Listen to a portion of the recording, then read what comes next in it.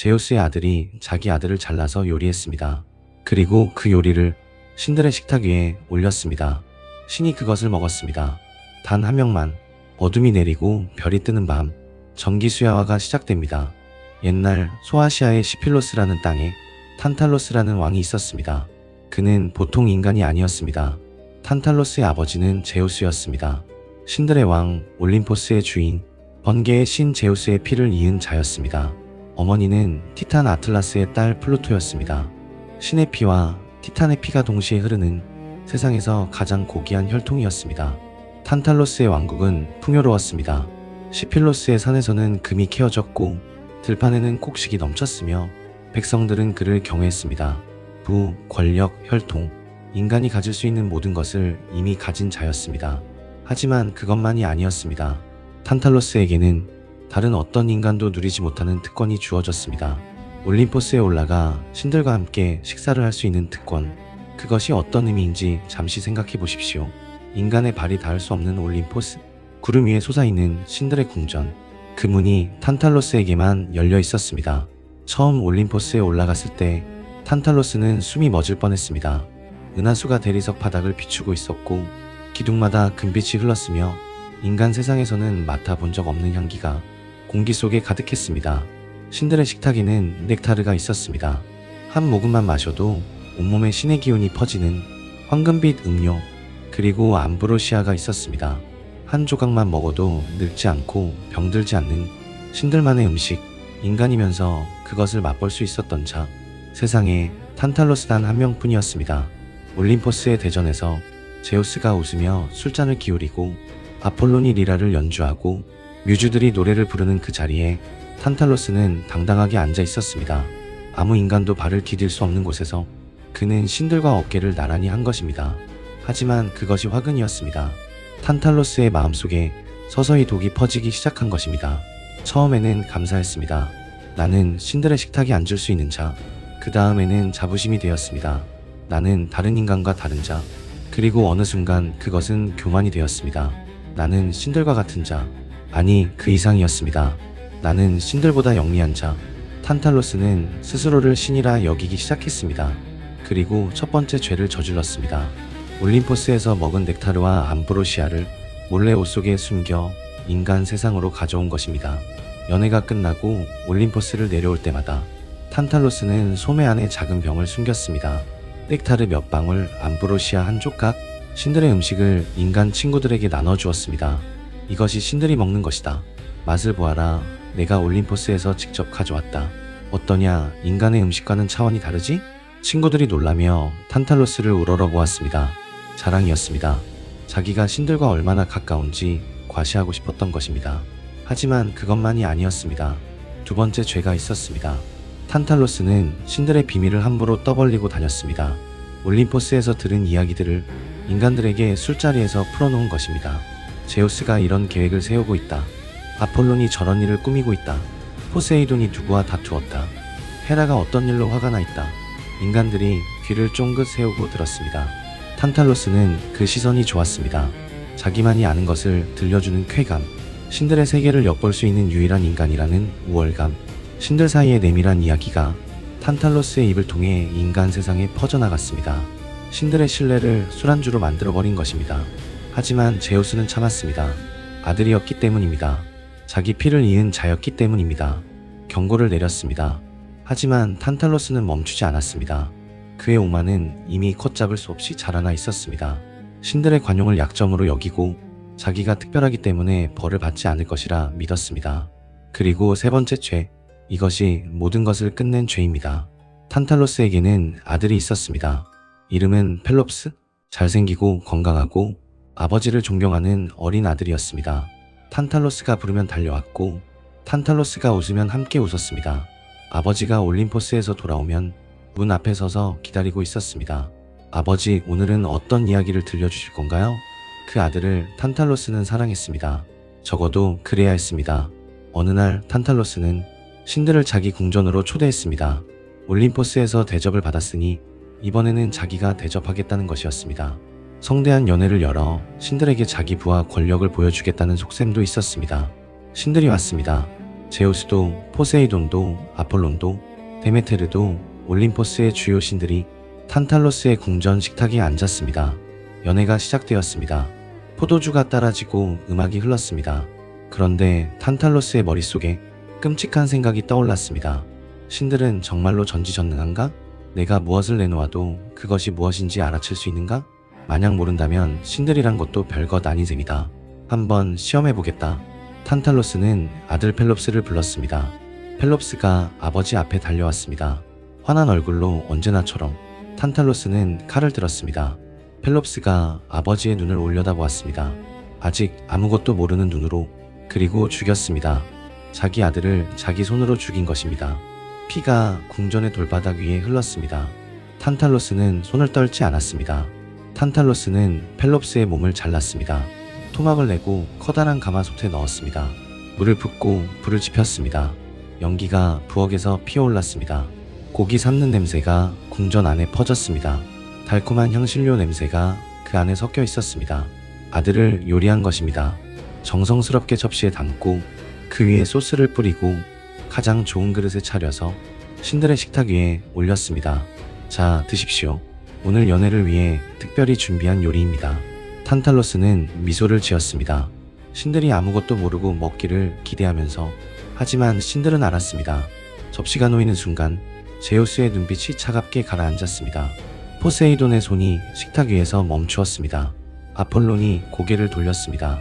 식탁 위에 놓인 것이 무엇인지, 그 냄새 속에 무엇이 섞여 있는지 신들은 한눈에 알아본 것입니다. 신들은 한 입도 대지 않았습니다.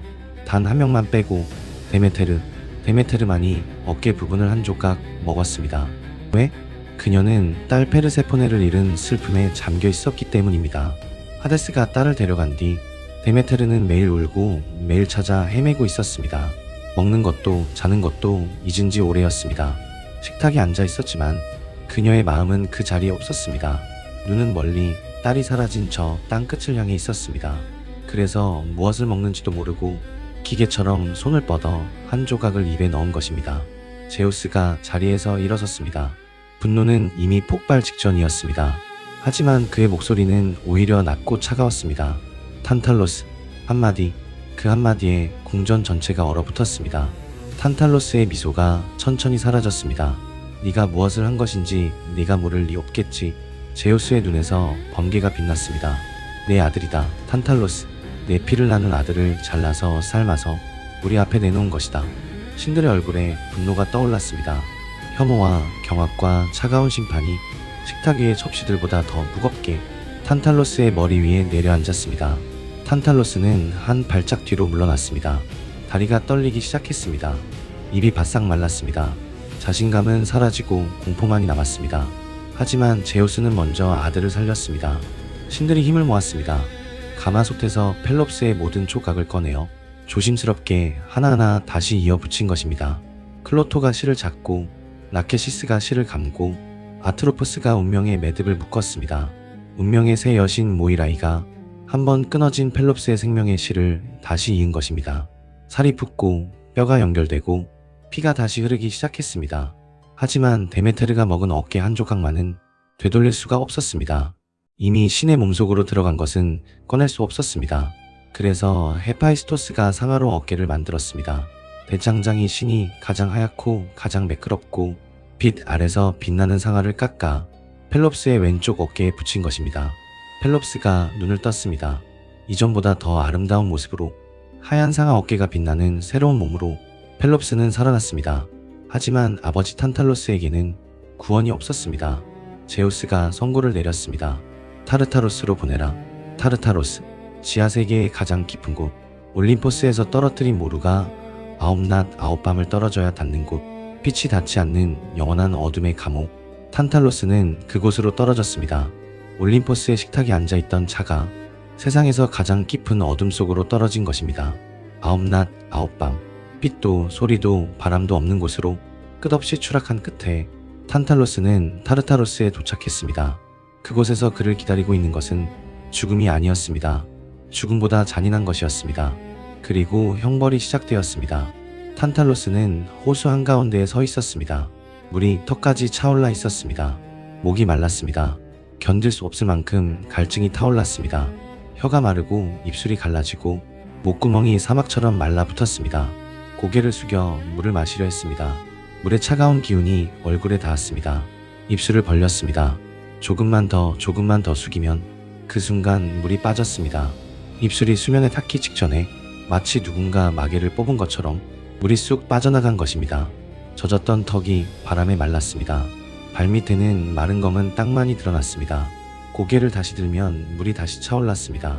턱까지 코 바로 아래까지 물이 출렁거리며 그의 피부를 적셨습니다. 다시 고개를 숙이면 또 빠졌습니다. 영원히 한 모금도 마실 수 없었습니다. 배도 고팠습니다. 견딜 수 없는 굶주림이 뱃속을 파고들었습니다.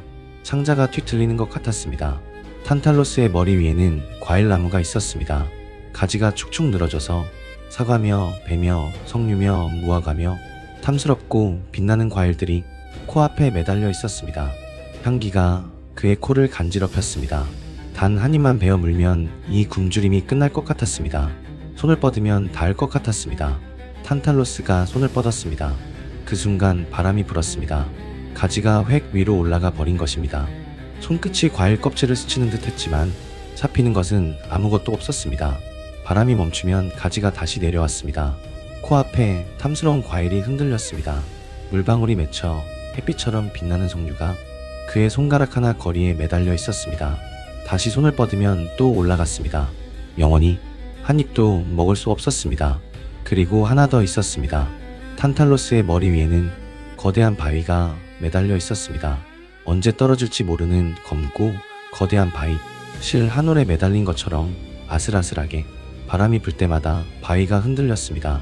돌 부스러기가 그의 머리 위에 떨어졌습니다. 그것은 갈증이나 굶주림보다 더 잔인한 형벌이었습니다. 공포, 떨어질 것 같으면서 떨어지지 않는, 끝날 것 같으면서 끝나지 않는 영원한 공포. 탄탈로스는 물속에 서서 목이 마르고 배가 고프고 머리 위에서 바위가 흔들리는 그 세 가지 고통을 동시에 견뎌야 했습니다. 하루도 아니고 한 달도 아니고 100년도 아니고 영원히 끝이 없었습니다. 오디세우스가 저승을 방문했을 때 탄탈로스를 보았다고 합니다. 어둠 속에서 물속에 서서 고개를 숙이고 또 숙이고 손을 뻗고 또 뻗는 한 남자를 오디세우스는 발걸음을 멈추고 그 모습을 한참 동안 지켜보았다고 합니다. 물이 턱까지 차올랐다가 사라지고 과일이 코앞에 왔다가 올라가고 같은 동작이 끝없이 반복되고 있었습니다. 그의 입술은 갈라져 있었고 그의 뺨은 뼈가 드러날 만큼 꺼져 있었고 그의 눈에는 아무런 희망도 남아있지 않았습니다. 처음에 그 눈에 있었을 분노도 사라졌습니다. 원망도 사라졌습니다.